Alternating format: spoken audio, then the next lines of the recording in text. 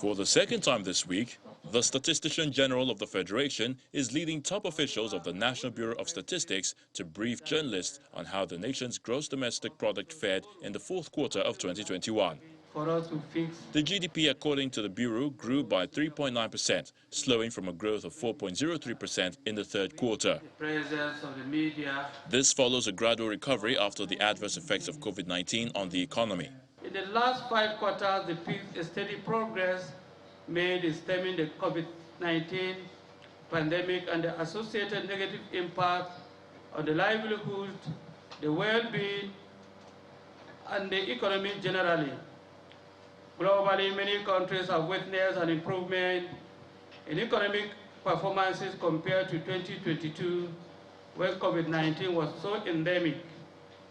And thus, economic recovery is a gradual process that requires consistent collective efforts to improve economic activities across the institutional sectors, such as the household, the non-profit institutions serving households, the financial corporations, the non-financial corporations, and the government. And then he briefs on sector-by-sector contribution to the GDP rate. The oil sector, for instance, contributed 5.2% in the fourth quarter.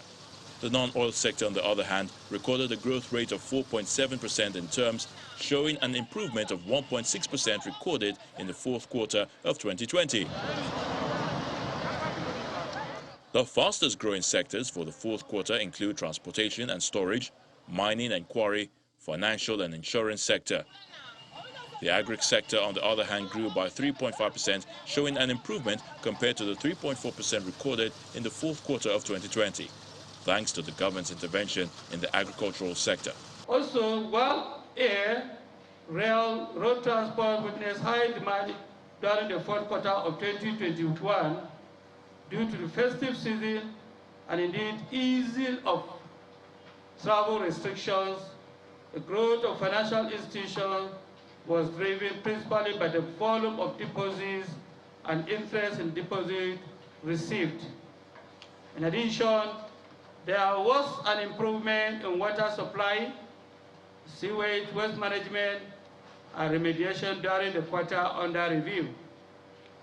On the other hand, the poor performance of oil was due to operational challenges and indeed insecurity coming from pipeline vandalism.